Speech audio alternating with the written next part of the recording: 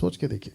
अब बात करते हैं अध्याय 8 की, क्योंकि अध्याय 8 इस विषय पर है, मूर्तियों को चढ़ाया गया भोजन, ब्रैकेट में मीट। तो जिसके चलते मैंने चित्र भी कुछ ऐसे ही रखा है ताकि आपको जो है चीज़ें समझ आए, कनेक्ट कर सको। अच्छा, वो जो ब्लैक पट्टा है उसको नहीं देखना, क्योंकि टीवी उस तरफ से थोड़ा सा ख़राब हो गया, जिसके चलते हम आपको जो है बर्दाश्त करने के लिए स्लाइड को इस तरफ किए हैं ताकि आप देख सके, बट ये अभी इग्नोर करिए। तो मूर्तियों के आगे बलि किया हुआ खाने को लेकर यह 8वां अध्याय है। अब इसको आपको कुछ बातों को समझाता हूं। Understand the Corinth church history. आपको कोरिन्थ की कलीसिया की हिस्ट्री को समझना होगा। तो जिसके चलते ये सब मैंने आपके लिए रखा है ताकि आपको समझ आए। वहाँ बहुत सारे टेम्पल्स हुआ करते थे। अपोलो का टेम्पल है, एफ्रोडाइट का टेम्पल है, और भी कई टेम्पल्स हैं जहाँ पे अर्पण होता था उनके देवी देवताओं को, जिनकी वो आराधना करते थे। उनका वो वहाँ पे वर्शिप होती थी बाकायदा। वर्शिप के साथ साथ में वो लोग क्या करते थे, अर्पण चढ़ाते थे, बहुत सारा मीट चढ़ाते थे जानवरों को, जिसको एनिमल्स कहते हैं। तो जिसके चलते मैंने लिखा है सैक्रिफाइस मीट। अब ये क्यों, ये चित्र देख लीजिएगा। पहले लिखा है, मैं चाहता हूं कि आप इसके ऊपर गौर करें, best meat and cheapest meat in the Corinth temple area. मैं आपको बताता हूं क्या हुआ था या क्या होता था उन दिनों में। जब कुरिन्थियों की कलीसिया में जो अन्य जाति थे, पेगन्स, जो उनके ईश्वरों की आराधना करते थे, तो वो क्या करते थे, जानवरों को लाते थे, और वो भी बेस्ट एनिमल, भेड़ बकरी हो या कोई भी जानवर हो, उसको लाते थे और उसको 3 हिस्सों में अर्पण करने के लिए काटते थे। 3 हिस्सों में, एक अर्पण के लिए, मतलब देवी देवताओं को अर्पण के लिए जो जला दिया जाता था, जिसको कहते हैं बंट ऑफरिंग भी, ठीक है ना। सारी नकल इजरायलियों से ली गई थी, क्योंकि साथ में घूमते थे, इजराइल फिलिस्तीन, इजराइल ऐसे साथ में चलते थे, वहां से ये कॉन्सेप्ट आ गया।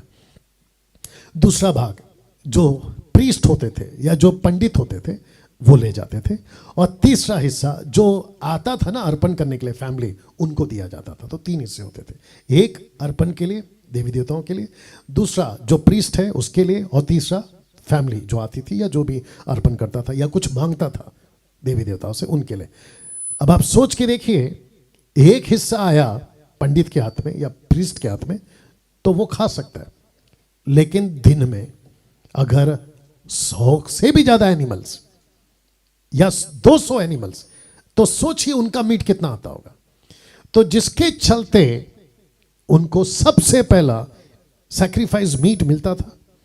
और ये क्या करते थे, जो वहां बूचड़ खाने होते, जहां पे मटन मिलता है ना, तो उनको बेस्ट मीट मिलता था, चीपेस्ट में मिलता था। क्यों? क्योंकि वो आते थे, बेचते थे सस्ते में, और वहां पर तो इनको पता था कुरिन्थियों वालों को कि भाई अगर अच्छा मीट खाना है और सस्ते में खाना है तो एक ही जगह है, और वो है कुरिन्थियों की मंदिरों के पास के बूचड़ खाने, मतलब मीट शॉप। तो जिसके चलते वहां पे सस्ता, बेहतर, अच्छा, दूसरे शब्दों में जो अर्पण होता था ना, वो बीमार जानवरों का नहीं होता था। तो इसका मतलब क्या हुआ कि बीमार मीट नहीं मिल रहा आपको फ्रेश मीट मिल रहा है। तो जिसके चलते उन दिनों में ऐसा होता था, क्योंकि हो सकता है कि मौसम के हिसाब से वहाँ पर मीट खाने की इजाज़त ज़्यादा दी गई होगी कि भाई आपको अगर स्वस्थ रहना है, भला चंगा रहना है, तो एवरी ऑल्टरनेट डे आपको मीट खाना है। और अविश्वासी लोग जो कुरिन्थियों की कलीसिया में जो प्रभु में आए थे, पहले तो वो मीट ही खाते थे, दारू पीते थे, मीट खाते थे। तो जिसके चलते in the church of Corinth ये सब शिकायतें कॉमन थी। आइडल वर्शिप, अडल्ट्री यानी व्यभिचार, अल्कोहल एंड फाइटिंग, मतलब इनके बीच में लड़ाई झगड़ा, ये सब कुछ इनके बीच में कॉमन होता था। पास्टर डैनियल, आपको कैसे मालूम पड़ा? तो आप सभी जानते हैं कि पौलुस ने सब पत्रियों में सबसे ज्यादा डांट अगर की है तो कुरिन्थियों की कलीसिया को की है। वाह, कैसा लग रहा है दोस्तों? ये अभी तक का आपको मैंने ये बता दिया कि ये सिचुएशन था। अब जब आप 8वां अध्याय पढ़ोगे ना, 1 से लेके 13 तक है, आप जब पढ़ोगे ना तो 3 प्रकार के लोग मिलेंगे आपको। 3 प्रकार के लोग। सबसे पहला, पढ़ते पढ़ते हम, अक्सर पौलुस कहता है हम, फिर कहता है पढ़ते लिखते लिखते कुछ, फिर वो तीसरा कहता है निर्बल लोग। तो पहला है हम, दूसरा है कुछ, तीसरा है निर्बल। पढ़ते पढ़ते 8वां अध्याय को आपको ये 3 प्रकार के लोग मिलेंगे जिसको मैंने देखा कि अरे ये क्या लिख रहा है।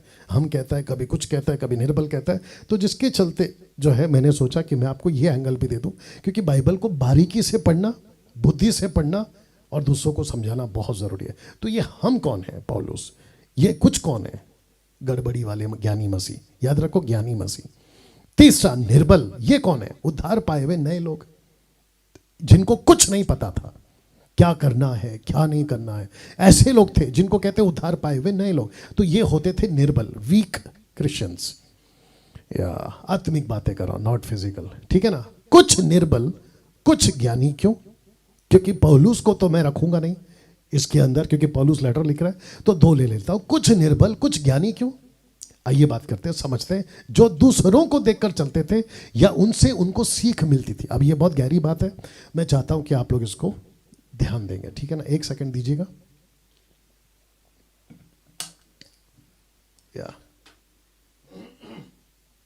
कुछ निर्बल कुछ ज्ञानी। क्यों? ये वो हैं जो दूसरों को देखकर चलते थे या उनसे उनको सीख मिलती थी, मतलब वो उनको देखकर सीखते थे। क्यों? मैं आपको बता देता कि मसीह जीवन कैसे जीना है। तो क्यों? बहुत ध्यान से सुनिए, बहुत गहरी बात बोलने जा रहा हूं। क्योंकि तब उनके पास बाइबल नहीं होती थी। ये दूसरों को देखते थे, अच्छा प्रार्थना ऐसा करना है, ठीक है, अच्छा मसीह जीवन ऐसा जीना है, ठीक है। क्यों? क्योंकि उनके हाथ में बाइबल नहीं थी। बाइबल तो 6th सेंचुरी में आई ना, 6वीं सदी में, ये तो पहली सदी की घटना है। तो पौलुस जब लिख रहा था या सेविकाएं कर रहा था, तभी पौलुस की पूरी किताबें एक साथ इकट्ठा करके लोगों में बांटी नहीं गई, ये तो 6वीं सदी में की गई। तो उस वक्त में जो निर्बल क्रिश्चियंस होते थे या जो अभी अभी प्रभु में आए हैं, जिनको ये पता होता था कि मीट आया कहां से, कौन सा मीट ये वाला मीट आया कहां से, इनको पता होता था कि ये मीट आया कहां से, ये मंदिर का मीट है, ये देवी देवताओं को अर्पण किया हुआ सैक्रिफाइस मीट है, सैक्रिफाइस मीट है ये। इनको पता होता था। ये निर्बल लोग थे और ये बिल्कुल फ्रेश प्रभु में आए थे और इनको नहीं पता था कि क्या करना है। तो तब जाकर ये क्या करते थे, ये जो दूसरे ज्ञानी है ना, जो पुराने मसीह लोग हैं, ये उनको देखते थे। तो इसको रखकर मैं कहना चाहूँगा, क्यों इसको रखकर मैं कहना चाहूँगा, आज भी ऐसा ही हो रहा है। आजकल क्या हो रहा है मैं आपको बताता हूँ। कुछ लोग कहते हैं कि अरे यार मुझे नहीं पता कि क्या करना चाहिए क्या नहीं करना चाहिए। एक काम करते हैं, मेरे पास्टर को पूछता हूँ। सोच के देखो, अगर, जो कि मैं रखूंगा भी, अगर ग्रे एरिया का पास्टर होगा जो कहता है सब चलता है, तो वो तो गया ना फिर 12 के भाव में, जिसको मैं हमेशा कहता गई भैंस पानी में, और जिसको अभी हमने 1 हफ्ता 2 हफ्ता पहले निकाल दिया। अगर इनके बीच में ऐसे लोग घुस गए कि भाई खाओ सब चलता है, और 1 कुरिन्थियों 8वां अध्याय को उल्टा सीधा सिखा दिया, तो गई भैंस पानी में। तो इसको रखकर मैं उन लोगों को भी कहता हूं, और साथ ही साथ में जो 1 हफ्ता पहले जिसको निकाल दिया राजा स्टीफन, उसके साथ अगर कुछ लोग चले गए हैं तो मैं उनको भी कहता हूं कि भैया बचो, नहीं तो गई भैंस पानी में। तो निर्बल क्यों? क्योंकि उस वक्त में ये दूसरों को देखकर अपना मसीह जीवन जीते थे। क्यों? बाइबल नहीं थी। क्या कभी ऐसे बाइबल को पढ़ा आपने? क्या कभी ऐसे एंगल से भी सोचा? आपको सोचना चाहिए, क्योंकि यही तो है सच्चाई, यही तो है वास्तविकता। 1 कुरिन्थियों 8 का 1 से 13 तक में पौलुस ने दिया सही ज्ञान, पौलुस ने दिया सही ज्ञान। जितने फेसबुक पे हैं और जितने यूट्यूब पर है, मैं चाहता हूं कि इस लिंक को कॉपी करें और उन सबको भेजें जो ऐसी उल्टी सीधी हरकतें कर रहे हैं। मसीहत की बात कर रहा हूं। 1 कुरिन्थियों 8 का 1 से 13 तक में पौलुस ने दिया था सही ज्ञान। क्या दिया था? आइए शुरू करते हैं। अब वचन 1 वर्स 1 लिखा है, अब मूर्तियों के सामने भली की हुई वस्तुओं के विषय में, भली की हुई वस्तुओं के विषय में कुछ है ये? ओके ना दोस्तों, पौलुस जो है इस बात को रखते रखते, इस बात को सिखाते सिखाते कि मूर्तियों के सामने भली की हुई वस्तु के विषय में, उसने अपने टॉपिक को थोड़ा सा रोक कर ये लिखा। कहता है कि हम जानते हैं कि हम सबको ज्ञान है, क्योंकि पौलुस को पता था कि कुरिन्थियों की कलीसिया में कुछ ऐसे पास्टर्स, कुछ ऐसे अपोस्तल, प्रॉफिट, टीचर, प्रीचर मेल और फीमेल। कुछ लोग ऐसे घूम रहे हैं जो खुद को ज्ञानी समझते हैं, कहते हैं कि हमको सब पता है क्योंकि हमको ज्ञान मिल गया है, और सही ज्ञान मिला। याद रखो, पौलुस ने नहीं कहा कहीं पे भी कि तुमको गलत ज्ञान मिला, तुमको सही ज्ञान मिला है, लेकिन उस ज्ञान को लेकर तुम सही चलते नहीं चलते ये तुम्हारे ऊपर है। तो कहता है कि हम जानते हैं कि हम सबको ज्ञान है।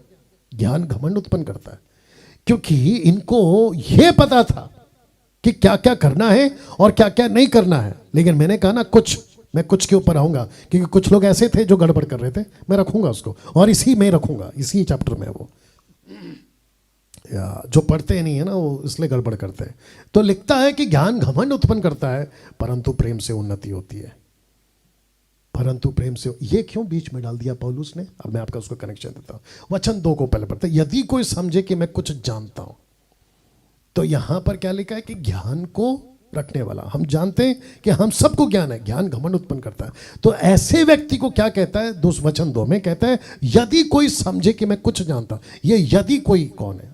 रखूंगा, ये वो है जिसका मैंने दूसरे नंबर पर रखा था, कुछ। यदि कोई समझे कि मैं कुछ जानता हूं, ये लाइन देखो, तो जैसा, इसका मतलब क्या पता है? बाइबल का ज्ञान है, लेकिन कैसा? आपके पास में ज्ञान होना चाहिए वैसा, जैसा प्रभु ने दिया वैसा। तो कहता है कि जैसा जानना चाहिए वैसा अब तक नहीं जानता। इसका मतलब है कि ज्ञान तो मिला, लेकिन वो ज्ञान को रखकर तुझे कैसा ज्ञान लेकर चलना है, जैसा जानना चाहिए वैसा अब तक तू नहीं जानता। क्यों? क्वेश्चन है क्यों? क्योंकि पौलुस की पत्रियां नहीं लिखी गई थी, लेकिन आज पूरा ज्ञान है और सही ज्ञान है। क्यों? क्योंकि पौलुस की पूरी पत्री आज हमारे पास है, तभी कोरिन्थियों के पास में नहीं थी। तो तब जाकर पौलुस कहता है कि तुमको जैसा ज्ञान चाहिए वैसा ज्ञान तुम्हारे को नहीं मिला। दूसरे शब्दों में, जैसा जानना चाहिए था वैसा तुमने नहीं जाना। इसका मतलब यह है कि तुमको जानना जरूरी था, उस वक्त की बात कर रहा हूं। लेकिन आज हमारे पास में पूरा लेटर है। इसलिए मैं हमेशा कहता हूं, और मैंने उसको भी बोला था, और अगर कोई ऐसा उल्टा सीधा काम करे तो मैं आपको भी कहता हूं कि एक वचन उठाकर कभी भी डॉक्ट्रिन नहीं बनता। एक वचन उठाकर कभी भी डॉक्ट्रिन नहीं बनता। एक गवाही से किसी को फांसी नहीं दी जाती। वकील, एडवोकेट या जज खुद कहता है आपके पास में गवाह है, तो वकील क्या करता है पता है? गवाह लेकर आता है। और बाइबल क्या कहती है? बाइबल कहती है किसी को दोषी देने से पहले या किसी को सजा देने से पहले 2 या 3 गवाह होना चाहिए, 2 या 3। लेकिन आजकल क्या चल रहा है?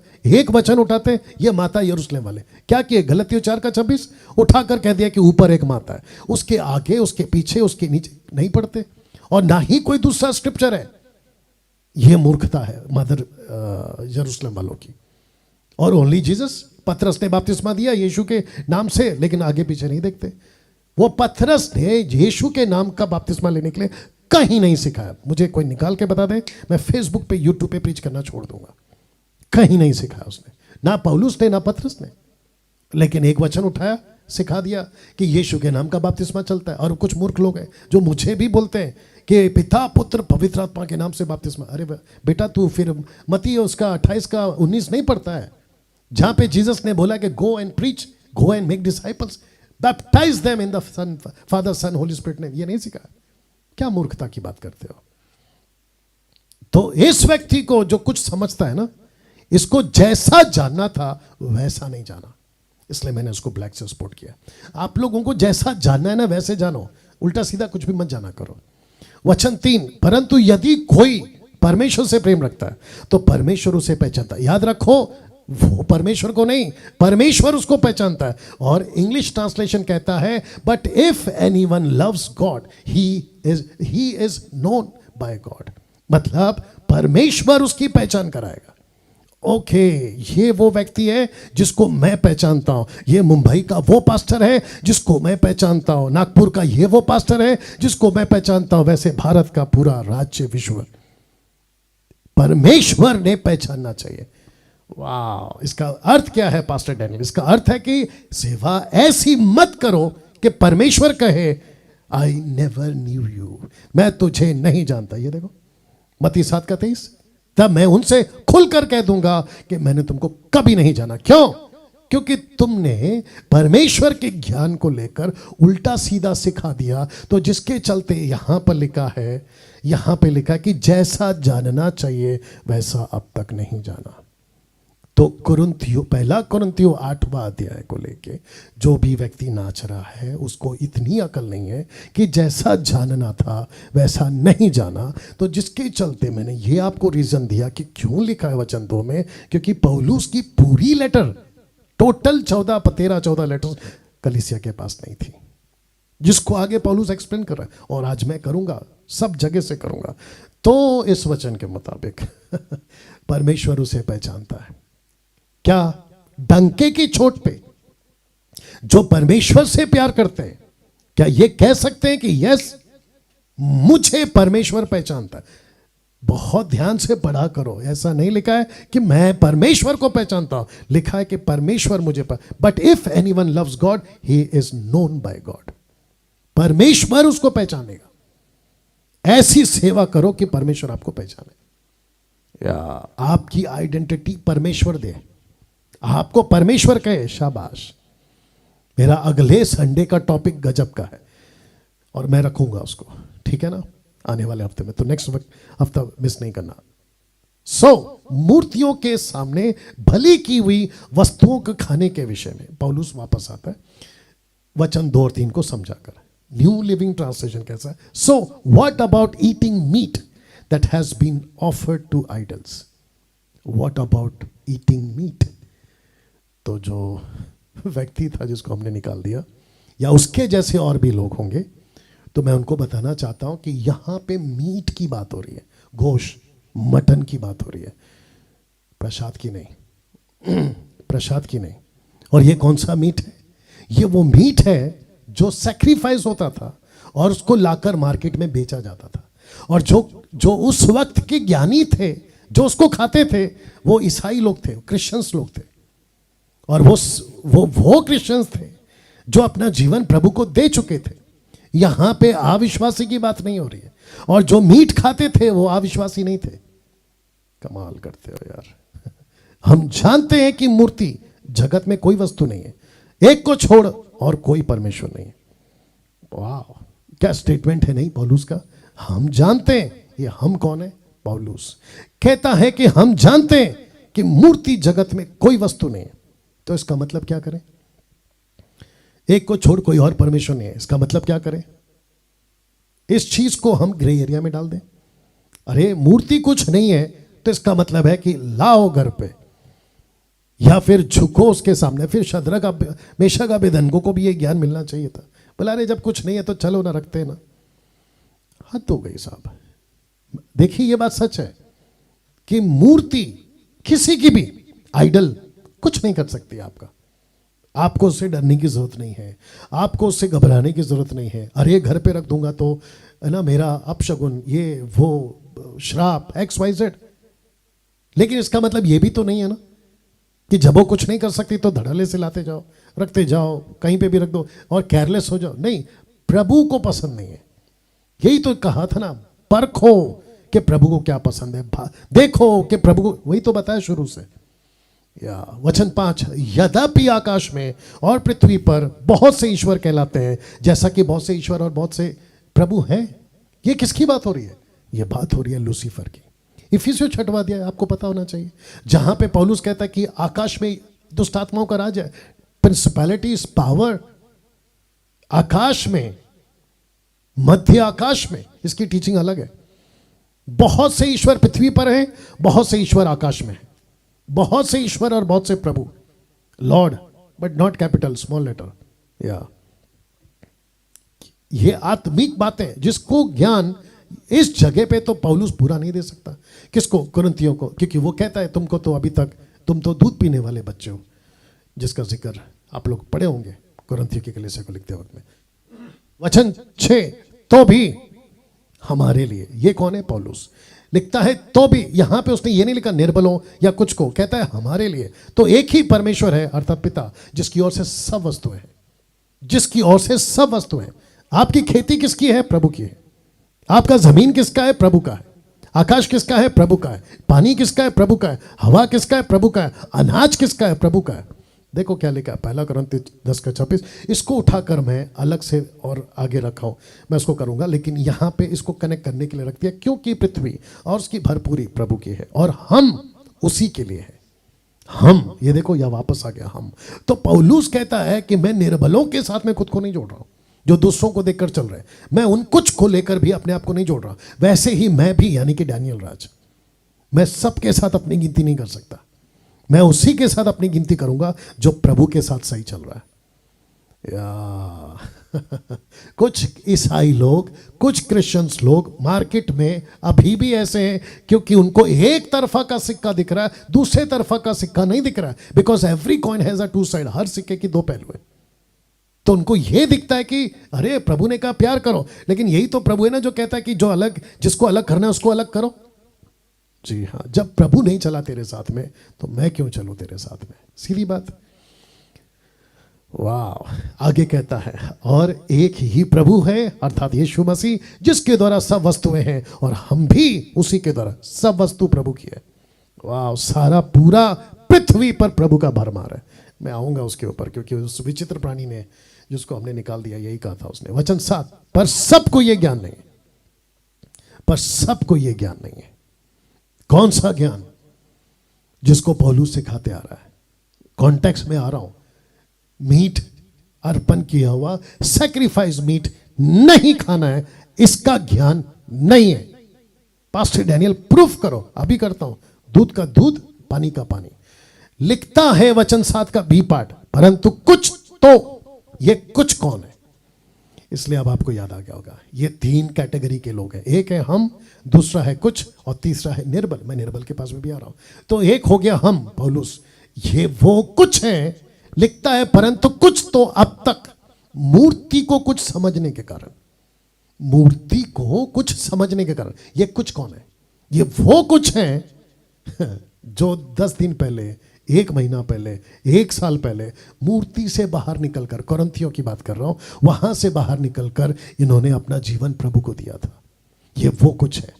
देखो क्या लिखा है, परंतु कुछ समझ के कारण, मूर्ति को कुछ समझने के कारण, मूर्तियों के सामने बलि की हुई वस्तु को कुछ समझकर खाते।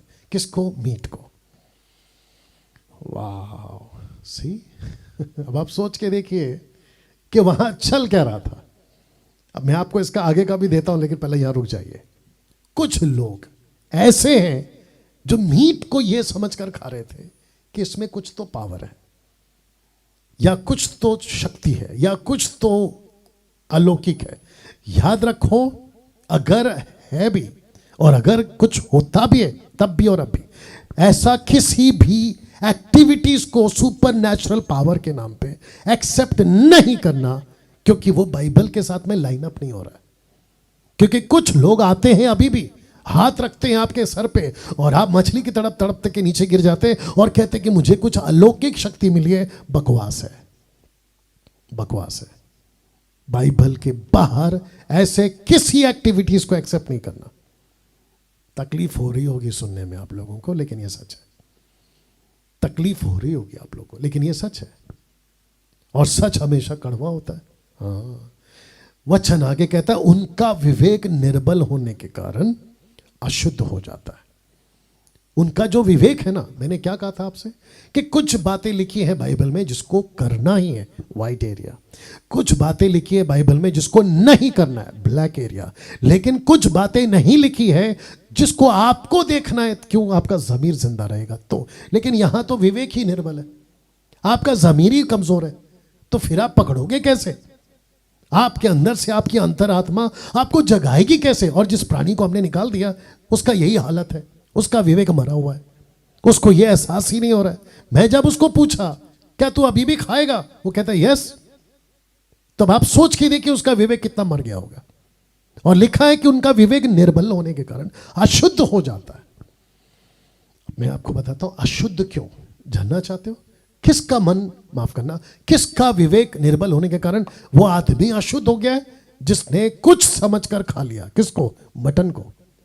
मार्केट में सस्ता है वो वजह नहीं है, मार्केट में अच्छा मीट मिल रहा है वो वजह नहीं है। लिखा है कुछ समझकर खा रहा हो, कुछ समझकर खा रहा हो, तो वो अशुद्ध क्यों हो गया? 1 कुरिन्थियों 10:20 लिखा है, अन्य जाति, कुरिन्थियों की कलीसिया की बात हो रही है, अन्य जाति जो बलिदान करते हैं वे परमेश्वर के लिए नहीं करते, क्योंकि उनको लगता था, प्रेरितों की किताब 17वां अध्याय वचन 1 से, जब वो घूम रहा था ना तो उसने देखा वहां बहुत सारे पत्थर है, वहां बहुत सारे ईश्वर है, वहां बहुत सारे लोगों ने आराधना करने शुरू करी थी। वहां एक पत्थर था अनजाने ईश्वर के लिए, तो उनको ऐसा लगता था कि जो हम सैक्रिफाइस कर रहे हैं ये वही ईश्वर है जिसने पूरी दुनिया बनाई है। तब जाकर पौलुस कहता है कि नहीं, ये वो ईश्वर नहीं है जिसको तुम अर्पण चढ़ा रहे हो। कहता है कि अन्य जाति जो बलिदान करते हुए परमेश्वर के लिए नहीं परंतु दुष्ट आत्माओं के लिए बलिदान करते हैं, और मैं नहीं चाहता कि तुम दुष्ट आत्माओं के सहभागी हो। तो ये दुष्ट क्यों हो गया, अशुद्ध क्यों हो गया? ये वजह है, ये वजह है। दुष्ट आत्माएं क्या करती हैं आपको सबको पता है, मैं इसके ऊपर फिर कभी वीडियो बनाऊंगा, लेकिन मैं आपको बता दूं ओल्ड टेस्टमेंट में भी और उस वक्त के जो पेगन्स गॉड होते थे उस वक्त में भी उनको लगता था कि जो जानवर अभी अभी मरा है ना उसके अंदर कोई ऐसी आत्मा थी, दुष्ट आत्मा। आपको पता होगा जब यीशु मसीह ने दुष्ट आत्मा को निकाला, माफ करना, हाँ, जब दुष्ट आत्मा को निकाला तो वहां पे 2000 सूअर थे। उन्होंने कहा कि हमको भेजो। किसने कहा? दुष्ट आत्मा ने। हमको शरीर चाहिए, चाहे वो इंसान का हो या जानवर का हो, हमको शरीर चाहिए। लेकिन सूअर उनको बर्दाश्त नहीं कर सके क्योंकि 2000 सूअर थे और 6000 दुष्ट आत्मा। अब आप सोच के देखिए, एक एक सूअर में 3-3 दुष्ट आत्मा घुसे होंगे, तो एक नहीं बर्दाश्त कर सकते, 3 कहां से बर्दाश्त करेंगे? इसलिए सूअरों का माथा खराब हो गया। उन्होंने कहा कि हम नहीं बर्दाश्त कर सकते इस दर्द को। उन्होंने जंप कर दी, कहां से? पहाड़ से सीधा नीचे गिर गए। जिसको कहते 2000 सूअरों ने एक ही दिन सुसाइड किया क्योंकि वो बर्दाश्त नहीं कर पाए। दर्द हुआ होगा, चीखे चिल्लाए। तो मटन के अंदर उनका ऐसा मानना था कि मटन के अंदर कोई स्पिरिट्स है, कोई दुष्टात्मा है, और होती भी थी। ऑब्वियस है, ये काली दुनिया का, काला जादू की दुनिया का ये स्टडी है जिसको मैं फिर कभी अगर लीड हुआ तो दूंगा। लेकिन इनको लगा कि कुछ तो है भाई इस मटन में, तो इसको खाओ। तो लिखा है कि कुछ खाने समझने के कारण उन्होंने खाया। और जब ऐसा हो रहा था, इसको पहला पढ़ लेते हैं। लिखता है कि दुष्ट आत्मा के सहभागी ना हो। 1 कुरिन्थियों 10:21 और 22 देखो क्या लिखा। तुम प्रभु के कटोरे और दुष्ट आत्माओं के कटोरे दोनों में से दोनों में से नहीं पी सकते, आप नहीं बिठा सकते। अर्पण किया हुआ चीज खाकर वो प्रभु भोज में नहीं बैठ सकता। अर्पण किया हुआ चीज मूर्ति के आगे मैं खाऊंगा और फिर उसको मैं ये कहूं कि तुम मेरे मसीह मंथन में लीडर बने रहो, मसीह मंथन के लोगों को लीड करो, मसीह मंथन के लोगों को प्रभु भोज दो, मैं अलाउड नहीं करूंगा। और यही वजह थी कि मैंने कहा तुम निकल जाओ, या उसको निकाला गया। इस वजह से लिखा है प्रभु के कटोरे और दुष्ट आत्माओं के कटोरे दोनों में से नहीं पी सकते। तुम प्रभु की मेज, दुष्ट आत्माओं की मेज दोनों के साझी नहीं हो सकते। क्या हम प्रभु को क्रोध दिलाते हैं? क्या हम उससे ज्यादा शक्तिमान हैं? सी।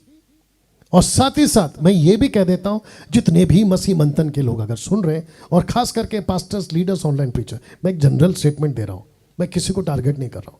अगर मुझे पता चला कि ऐसे लोगों के साथ आपकी संगति है, और जिसको मैंने निकाल दिया, ऐसे लोगों के साथ आपकी संगति है, राजेश स्टीफन की बात कर रहा हूं, या उसके जैसे कोई और अगर अभी भी ग्रुप में और हमको पता चला, हम आपको रिमूव कर देंगे, आपको रिमूव किया जाएगा ग्रुप से।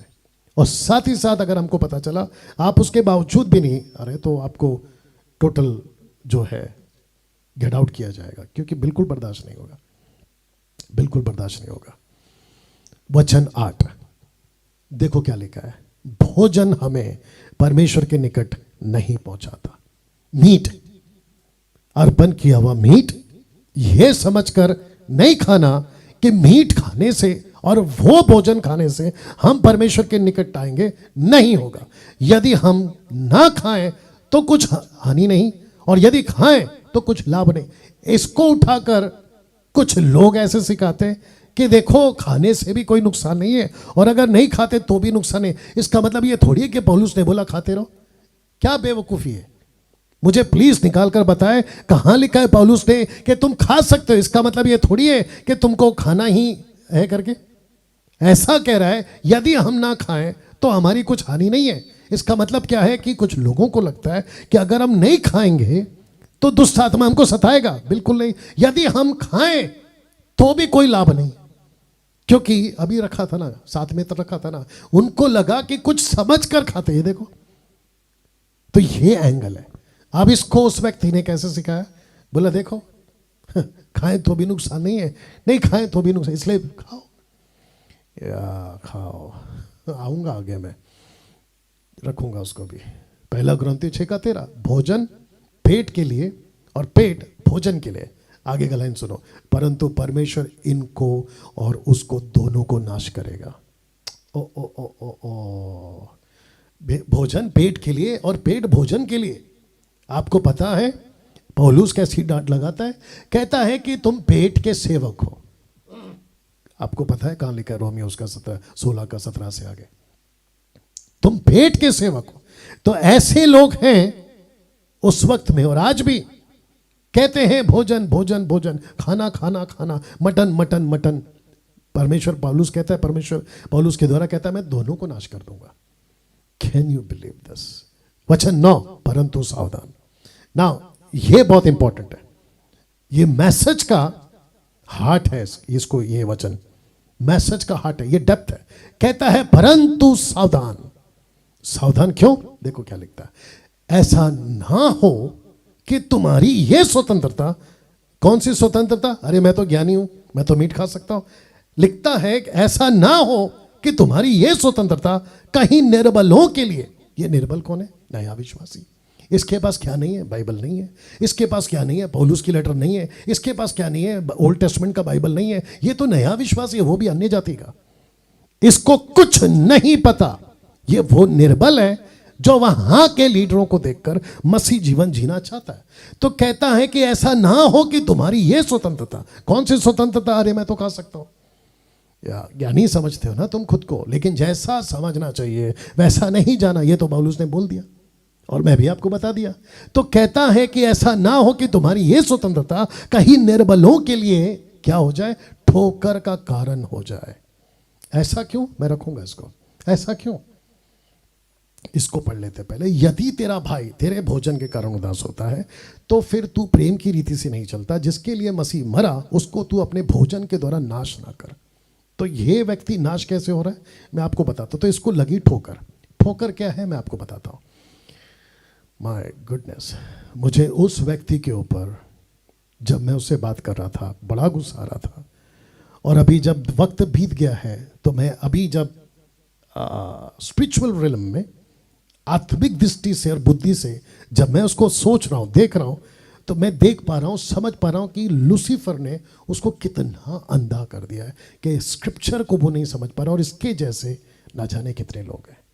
तो लिखा है कि कहीं ऐसा ना हो कि तेरी ये स्वतंत्रता निर्बलों के लिए ठोकर का कारण हो जाए। तो ठोकर कैसे? मैं रख रहा हूं वचन 10, क्योंकि यदि कोई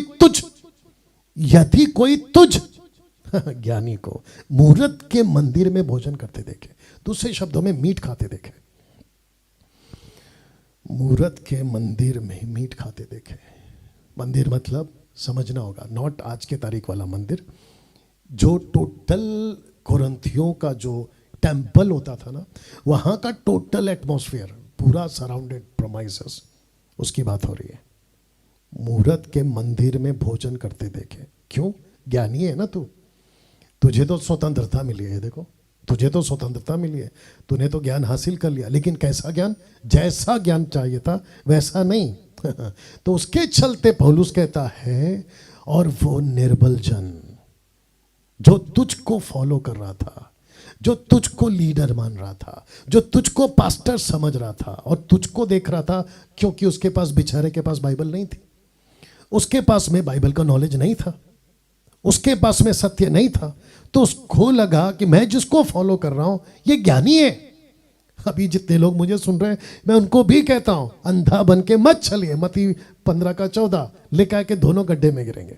अंधा अंधे को रास्ता नहीं दिखा सकता। वो निर्बल जन हो, नया विश्वासी हो, तो देखो क्या लिखा है। तो क्या उसके विवेक को मूर्ति के सामने बलि की वस्तु खाने का साहस ना हो जाएगा, उसका विवेक को साहस हो जाएगा। क्यों? क्योंकि उसका विवेक पहला कहता है कि अरे मैं तो अभी अभी निकला हूं, मैं तो अभी अभी मसीह बना हूं, मैंने तो अभी अभी बपतिस्मा लिया है, लेकिन ये मूर्ति पूरी गलत हो सकती है, इसलिए तो प्रभु ने मुझे वहां से निकाला। लेकिन मैं क्या देख रहा हूं कि मेरा खुद का लीडर मंदिर के आगे अर्पण की हुई वस्तु खा रहा है, तो कहता है कि उसके विवेक को साहस नहीं होगा। किस चीज का साहस? किस चीज का साहस? कि मैं भी खा सकता हूं। ये कैसा है? पद 7 में पढ़ा होगा आपने, कुछ समझ कर खाते हैं।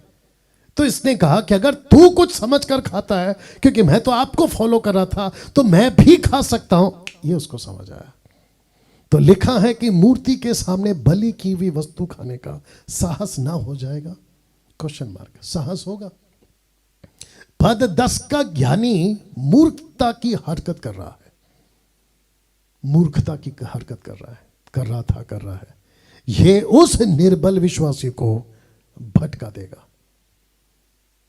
टोटल भटका देगा, जैसे कि आजकल कुछ लोग कर रहे हैं। क्या कर रहे हैं मैं आपको बताता हूं। अब आप सोच के देखिए, ये वो पास्टर है आज के तारीख वाला। कौन सा पास्टर? ग्रे एरिया वाला, जिसको नॉलेज है भटका देने का, और ये कहता है मैं बहुत नॉलेज वाला हूं। अगर चर्च का पास्टर ही बलि की वस्तु खाने लगे तो पूरे चर्च का क्या होगा? वाह, पूरे चर्च का क्या होगा? तो मैंने क्या कहा था, ये ग्रे एरिया वाला पास्टर है, ग्रे एरिया वाला। क्यों? अरे लिखा नहीं है ना तो खा सकते हैं, अरे लिखा नहीं है ना तो वाइन पी सकते हैं, सिगरेट पी सकते हैं, तंबाकू, गुटखा, ड्रग्स, उल्टे सीधे वीडियो सब कर सकते हैं। तो तब जाकर मैंने कहा या लिखा, पूरा चर्च का क्या होगा? अगर इस ग्रे एरिया वाले पास्टर का मेंबर अगर मुझे देख रहा है, और अगर यूट्यूब और फेसबुक के ऊपर कोई भी ऐसी बकवास कर रहा है कि हम खा सकते हैं अर्पण की हवा मूर्ति के आगे, हम खा सकते हैं, उनको जितने लोगों ने सब्सक्राइब किया हुआ है, मैं आप सभी को कहता हूं अभी अनसब्सक्राइब करो। और ऐसे ग्रे एरिया वाले पास्टर का जूम मीटिंग या यूट्यूब, फेसबुक या फिजिकल चर्च अभी के अभी छोड़ दो। उसको कॉल करके बोलो, बॉस मैं तो भटक रहा था, मुझे तो साहस हो गया था, ये देखो मुझे तो साहस हो रहा था, मतलब मुझे ऐसा लगा मैं भी खा सकता हूं, क्योंकि जब आप खा सकते हैं तो मैं भी खा सकता हूं। Can you believe this? तो पद 10 का ज्ञानी जिसको लगा कि मैं खा सकता हूं, मूर्खता की हरकत कर रहा है।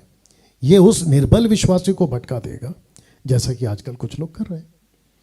तो अब आप सोच के देखिए, अगर चर्च का पास्टर ही बलि की हुई वस्तु खाने लगे तो पूरे चर्च का क्या होगा? तो ये ग्रे एरिया वाला पास्टर को जितनी जल्दी हो सके छोड़ दीजिए, कहीं का भी हो। मुझे जितने लोग देख रहे हैं मैं उन सबको कहना चाहता हूं, अपने चर्च के पास्टर को चेक करो क्या सिखा रहा है वो। वचन 11, इस रीति से तेरे ज्ञान के कारण वह निर्बल भाई जिसके लिए मसीह मरा, वो भाई नष्ट हो जाएगा, वो नष्ट हो जाएगा। क्यों? गलत ज्ञान के कारण एक जन नष्ट हुआ। यस और नो? अब आप सोच के देखिए, यहां अविश्वासी की तो बात ही नहीं हो रही है, यहां बात हो रही है विश्वासी की। इस रीति से तेरे ज्ञान के कारण वह निर्बल भाई जिसके लिए मसीह मरा नष्ट हो जाएगा। तो जिसको हमने अभी 1 हफ्ता 1.5 हफ्ता जो भी है निकाल दिया, उसको इसलिए निकाल दिया ताकि वो किसी को नष्ट ना कर सके। हां, अगर कोई उसके चक्कर में भटक गया है तो लौटकर वापस आओ, नहीं तो गई भैंस पानी में। अब इसको देखें, और यहां इस पास्टर की वजह से पूरा का पूरा चर्च नष्ट हुआ है। जैसे यहां पर यह नष्ट हो गया, वैसे इसकी वजह से इसका पूरा चर्च नष्ट हो गया। पता है क्यों? क्योंकि ये कहता है ग्रे एरिया वाला पास्टर, ये कहता है कि बाइबल में कुछ कुछ चीजें लिखा नहीं है, इसलिए आओ हम थिएटर जा सकते हैं, हम पिक्चर देख सकते हैं, हम अपने मोबाइल में पिक्चर के गाने सुन सकते हैं। शादी हो रही है, क्रिश्चियन शादी, उस पर पिक्चर के डीजे बज रहे हैं, पिक्चर के गाने के डीजे बज रहे हैं। अब आप सोच के देखिए क्या मूर्खता है। तो वो नष्ट और उसके चक्कर में बाकी नष्ट। तो पूरा चर्च भली की हुई मांस खाने लगा इसकी वजह से। कुरिन्थियों की कलीसिया की बात कर रहा। लूका 17:1 में क्या लिखा पता है? फिर उसने अपने चेलों से कहा, किसने? यीशु ने। लिखा है, हो नहीं सकता कि ठोकरे ना लगे। परंतु हाय, हाय समझते हैं वो, इंग्लिश वर्ड कहता है वो, लिखता है हाय उस मनुष्य पर, तो ब्रैकेट में पास्टर डाल दीजिए, सेवक डाल दीजिए, लीडर डाल दीजिए, ऑनलाइन प्रीचर डाल दीजिए, और ऐसे लोग जिसको अगले हफ्ते निकाला हमने, माफ करना पिछले हफ्ते निकाला हमने, ऐसे लोग लिखा है हाय उस मनुष्य पर जिसके कारण वे आती हैं, ठोकरें आएंगी। और डैनियल राज 2 साल से क्या कर रहा है? यही तो कर रहा है। मैंने अभी, जिसको मैं समझता 50,000 लोग मात्र 7 दिन में 50,000 के वो वीडियो को हो गया देखकर। अभी कौन सा टॉपिक? दशमांश। मैंने 3 रीजन दिए, उसके बावजूद कुछ लोगों को समझ में नहीं। कितने अंधे, आंख के नहीं बुद्धि के, आप ही पता लगा लो।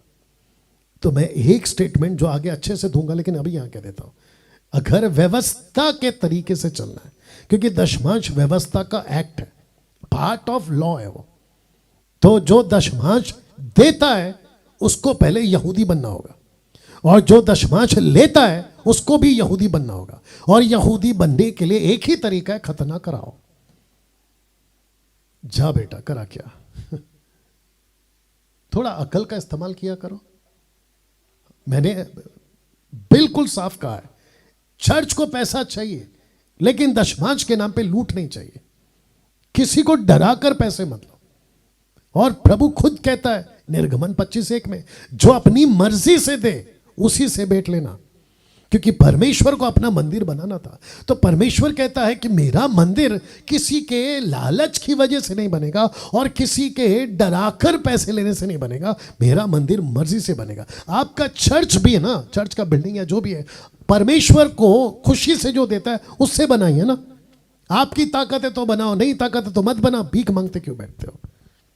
या मेरे प्रचार में मैं हमेशा कहता हूं, जिसको लगता है वही दे, और वो भी मर्जी से दे।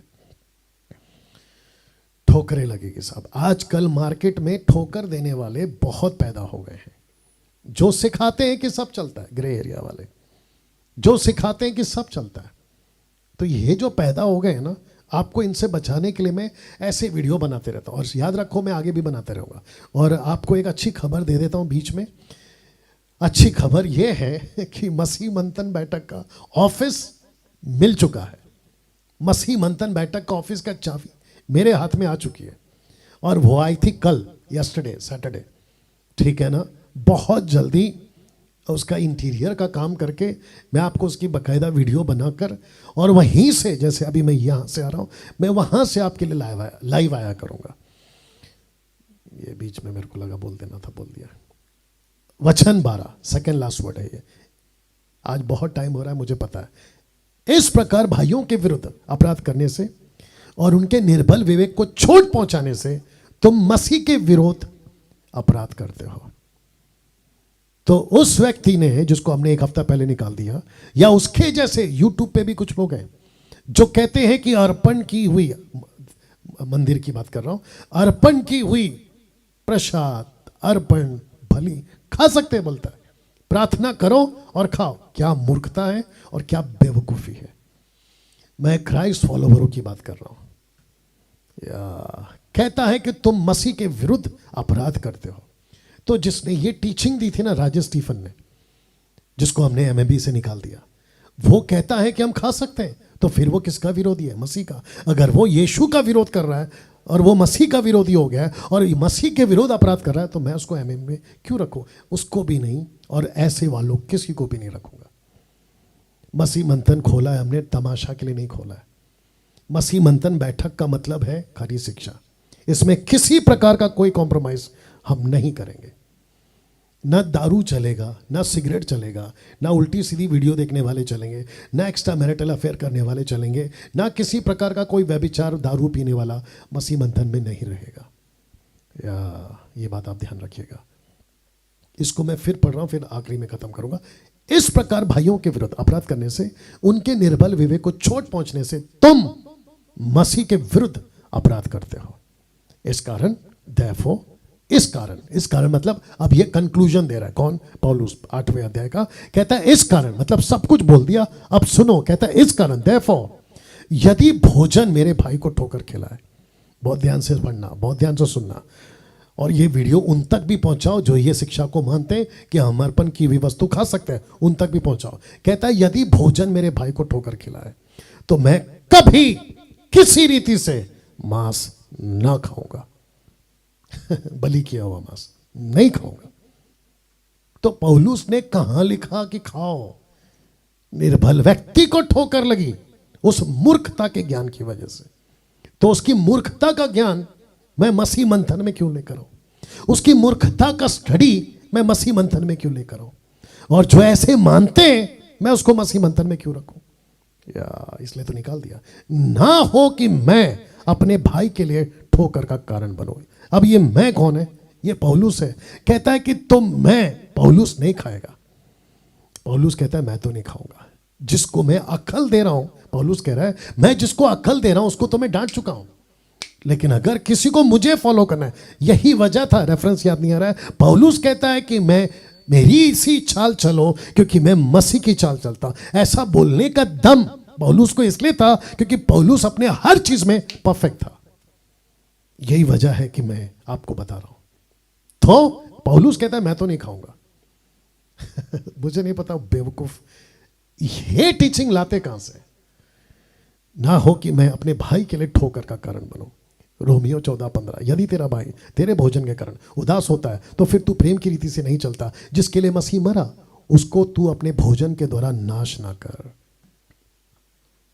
तो पौलुस ने कहीं भी इस पूरे अध्याय में बलि की हुई वस्तु को खाने के लिए कहा ही नहीं। उसने नहीं कहा साहब मैं आपको जो शर्त लगाना लगा लो, 1 से लेकर 13 तक में पौलुस ने कहीं नहीं बोला कि मांस खा सकते हो, नहीं बोला है। और मैं आपको उसकी जड़ तक टीचिंग दे दिया हूं। कुछ लोग इस 8वें अध्याय को कुछ ऐसे सिखा रहे हैं, अगर अविश्वासी आपको प्रसाद दे तो आप खा सकते हैं। कुछ लोग ऐसे सिखा रहे हैं। यहां अविश्वासी है कहां? ये पूरे जो टोटल चैप्टर में अविश्वासी का तो टॉपिक ही नहीं है। तो जो अविश्वासी हिंदू, मुस्लिम, पारसी, जो भी, मुझे अभी शायद ये वीडियो लोग देख रहे होंगे या कल परसों पहुंच जाएगा, तो मैं आपको भी कहता हूं कि सर ये आप लोगों के लिए तो लिखा ही नहीं है पौलुस ने, और ना ही मैं आप लोगों के लिए प्रचार कर रहा हूं। मैं तो प्रचार कर रहा हूं क्राइस्ट फॉलोवर्स के लिए। मैं प्रचार कर रहा हूं जो यीशु को मानते उनके लिए। या इसलिए पहले ही बोल दिया था शुरू में कि ये आप लोग के लिए नहीं है। कुछ लोग इस 8वें अध्याय को कुछ ऐसे सिखा रहे हैं, अगर अविश्वासी आपको प्रसाद दे तो आप खा सकते हैं, ऐसे सिखा रहे। तो यहां अविश्वासी है कहां चैप्टर में? पौलुस ने तो अविश्वासी का जिक्र तक नहीं किया। He was not teaching to unbelievers, he was teaching to Christ followers. तो उस व्यक्ति को जिसको मैंने निकाल दिया, मैं उसके साथ क्या करता? फिर यही तो करता। इस पूरे अध्याय में ज्ञानी मसीह और निर्बल मसीह की बात हो रही है। यही तो मैंने आपको बताया था। एक है ज्ञानी मसीह और दूसरा है निर्बल मसीह, और तीसरा जो 1 नंबर पे है वो है पौलुस। तो एक है हम, दूसरा है कुछ, और तीसरा है निर्बल। अब आपको समझ में आ गया? तो वो जो कुछ है ना, वो ज्ञानी मसीह है जो कुछ समझ कर खा रहे थे और उसको फॉलो कर रहे थे निर्बल लोग। तो उनको ठोकर लगती, मीट खाने का साहस होता। पौलुस कहता है कि तेरी वजह से तो उसको ठोकर लग रही है, उसको तो तू नरक में डाल देगा अविश्वासी बनाकर। तो अब सवाल उठता है आज के लिए, क्या हम मंदिर का प्रसाद खा सकते हैं? Question mark. क्या हम अविश्वासियों के यहाँ पूजा किया हुआ खाना खा सकते हैं? Question mark. क्या हम मूर्तियों के आगे बलि किया हुआ मांस खा सकते हैं? कुछ मूर्ख लोग ऐसे हैं जो कहते हैं हम खा सकते हैं, कहते हैं सब कुछ पूजा किया हुआ होता है, बिना बीज बोना, होटल्स का खाना इत्यादि।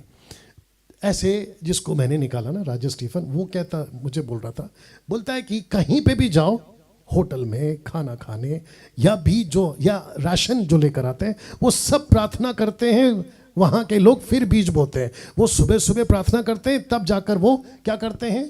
हमारे लिए परोसते हैं।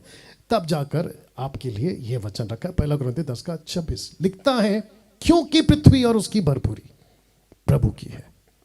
और इसलिए मैंने खेत वाला, दिखता है नहीं दिखता मालूम नहीं, ये आपकी डाल दिया। पूरी पृथ्वी, पूरा संसार किसका है? प्रभु का है।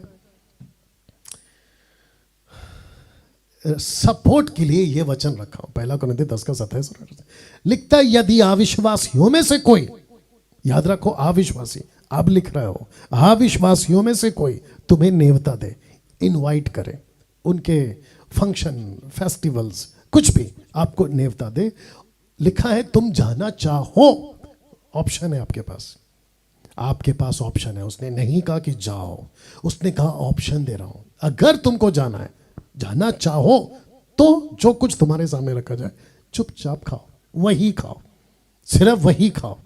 आगे देखो, विवेक के कारण कुछ ना पूछो। विवेक मतलब आपका ज़मीर, क्योंकि तभी बाइबल नहीं था तभी पौलुस का लेटर नहीं था, तभी क्या चलता था, लोगों को लगता था वही करते थे, और पवित्र आत्मा उनके विवेक में बात करता, ये गलत है, ये सही है, ये गलत है, ये सही है, ये गलत है, ये सही है। तो कहता है विवेक के कारण कुछ ना पूछो।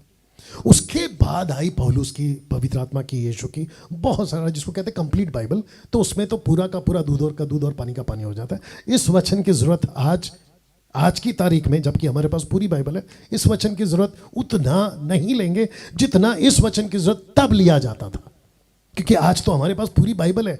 अगर ये नहीं भी पढ़ेंगे, ये नहीं भी होता, तो भी हमारे पास बाकी है। यार ये गलत है, मतलब लिख दिया ना, मूर्ति पूजा गलत है, मतलब टोटल गलत है, उसका ABCZ तक सब गलत है। I hope you understood.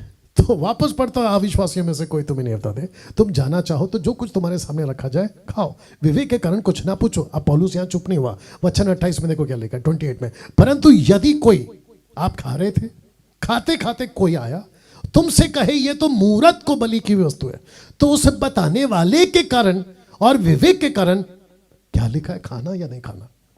अब बताइए। पौलुस कहता है नहीं खाना, दूसरे शब्दों में ना खाओ, डोंट ईट।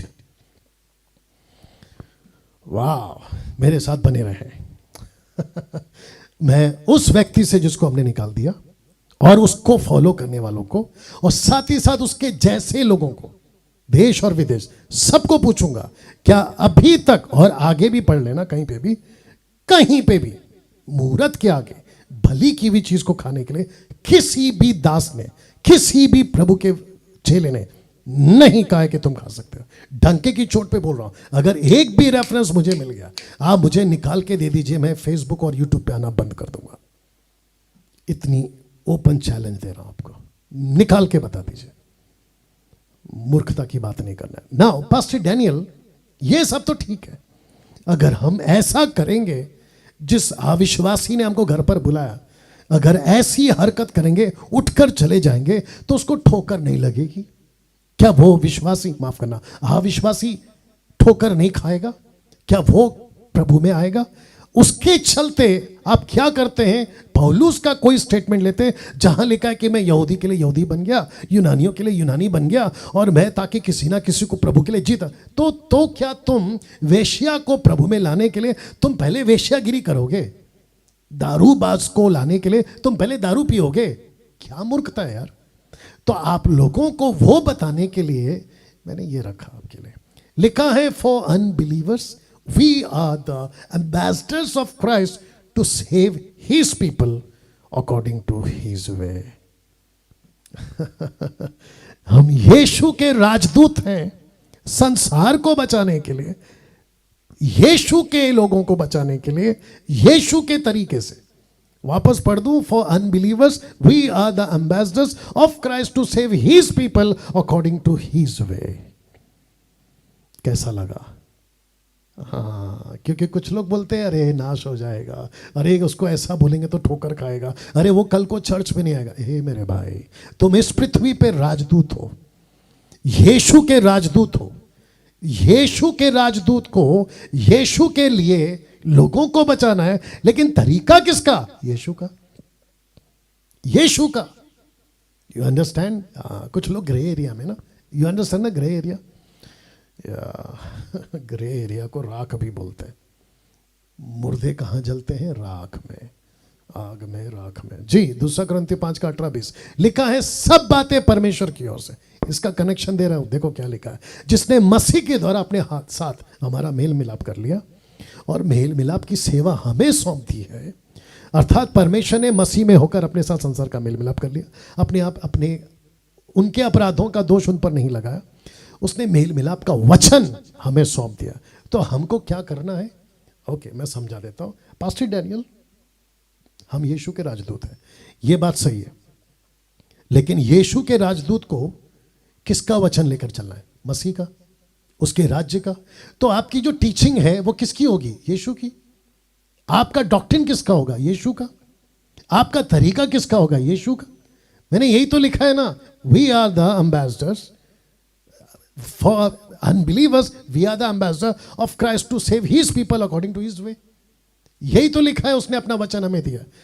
उसने मेल मिलाप की सेवा हमें दी, रिकंसिलिएशन मिनिस्ट्री, लेकिन कहता है कि मैंने मेरा वचन तुमको सौंपा है। और आपको याद होगा ना यूहन्ना 17 में यीशु क्या कहता है? हे पिता तेरा धन्यवाद, जो लोग तूने मुझे दिए थे मैंने उनको तेरा वचन सौंप दिया है। तेरा वचन, इसका मतलब है कि जो भी डॉक्ट्रिन, कैरिस्मेटिक, पेंटिकॉस्टल, ये जितने भी डिनोमिनेशन या टोटल क्रिश्चियनिटी को मैं बोल रहा हूं, आपको यीशु के राजदूत बनना ठीक है, लेकिन राजदूत की सेवा क्या है वो भी पता लगाओ। आपका जो चर्च है ना, मेगा चर्च या छोटा चर्च, आपको आपका चर्च यीशु के तरीके से चलाना है, आपके खुद के तरीके से नहीं। कुछ लोग कहते हैं कि अरे मुझे महसूस होता है। आपका महसूस को डालो कचरे के डब्बे में। आप, मुझे फीलिंग आती है, आपके फीलिंग को डालो कचरे के डब्बे में। आपको यीशु के तरीके से, आपको यीशु का। और यही वजह है मैं जुडियाज़म को, यहूदीवाद को मैं क्यों कहता हूं कि उसमें मत घुसो, क्योंकि यहूदियों का पीरियड खत्म हो चुका है। इजरायलियों का कॉन्सेप्ट उस वक्त के लिए, जब मूसा की किताब दी गई थी तब तक के लिए थी, पर्दा फट चुका है। यीशु कह चुका है क्रूस के ऊपर, it is finish, it is done. उसके बाद आता है यीशु की कलीसिया, उसके बाद आती है पवित्र आत्मा का तरीका, उसके ऊपर चलिए। हद है यार। तो मिनिस्ट्री यीशु के तरीके से करो। लेकिन सो हम मसीह के राजदूत हैं, मानो परमेश्वर हमारे द्वारा समझाता है, हम मसीह की ओर से निवेदन करते हैं कि परमेश्वर के साथ मेल मिलाप कर लो। तो परमेश्वर आपके द्वारा समझा रहा है संसार को। तो इस व्यक्ति को परमेश्वर का राजदूत बनना है यीशु के वचन को लेकर। लेकिन देखो क्या लिखा है, वचन की मिलावटी राजदूत मत बनिए। वचन के मिलावटी राजदूत मत बनिए। आजकल क्या चल रहा है साहब, 90% यही चल रहा है। बोला चर्च चलाना है, लोगों को ठोकर ना लगे। अगर मैं कड़क प्रचार करूंगा तो अगले संडे से कौन चर्च में आएगा? एक गोवा का आदमी है, नाम नहीं बताऊंगा, पहले वो एमएमबी का था, उसके वजह से मैंने उसको भी बोला भाई नमस्ते, अभी वो नहीं है हमारे साथ। कहता है कि पास्टर डैनियल, अगर आपके जैसा कड़क प्रचार करेंगे तो चर्च में आएगा कौन? मैं मसीहत को 30 साल से देख रहा हूं और अच्छों को देख रहा हूं। उनका चर्च अभी कैसा है मैं वो भी जानता हूं, और कितना कॉम्प्रोमाइज के साथ चला रहे वो भी जानता हूं। क्या बकवास करते हो तुम लोग? वचन की मिलावटी राजदूत मत बनिए। जैसा बुलाया है, जैसा कहा है ना प्रचार करने, वैसा ही करे। यही वजह है मैं दशमांश के कॉन्सेप्ट को क्लियर करते रहता हूं, वर्शिप के कॉन्सेप्ट को क्लियर करते रहता हूं, टंग्स के कॉन्सेप्ट को क्लियर करते रहता हूं। यही वजह है पवित्र आत्मा के कॉन्सेप्ट को क्लियर करते रहता हूं। यही वजह है 15-15 हज़ार में तुम अपने आप को बेच रहे हो प्रार्थना के नाम पे। तुम कहां के राजदूत हुए? तुमने गलत तरीके से भीड़ तो इकट्ठा कर ली, लेकिन क्या तुमको परमेश्वर पहचानता है? आजकल ज्यादा नारा क्या लग रहा है, परमेश्वर का दास है, परमेश्वर का दास है, देखो कितना फेमस है। अरे भाई, परमेश्वर कब बोले तब तुम परमेश्वर के दास हो। परमेश्वर तुमको कहना चाहिए यस आई नो डैनियल राज। परमेश्वर कहना चाहिए yes I know so and so. हद हो गई साहब। इब्रानियों 12 का 28 और 29 मैं समाप्ति पे आ गया हूं। इस कारण हम इस राज्य को पाकर जो हिलने का नहीं, उस अनुग्रह के हाथ से जाने ना दे, जिसके द्वारा हम भक्ति भय सहित परमेश्वर की ऐसी आराधना कर सकते हैं जिससे वो प्रसन्न होता है, क्योंकि हमारा परमेश्वर भस्म करने वाली आग है। जितने देख रहे हैं मैं अप्रिशिएट करता हूं। आप लोग कम से कम 2 घंटे से मेरे साथ बने हुए हैं। बस मैं भी समाप्त करने वाला, लेकिन कैसा लग रहा है आप लोग भी जानते हैं। ऐसा प्रचार आजकल नहीं हो रहा है। तो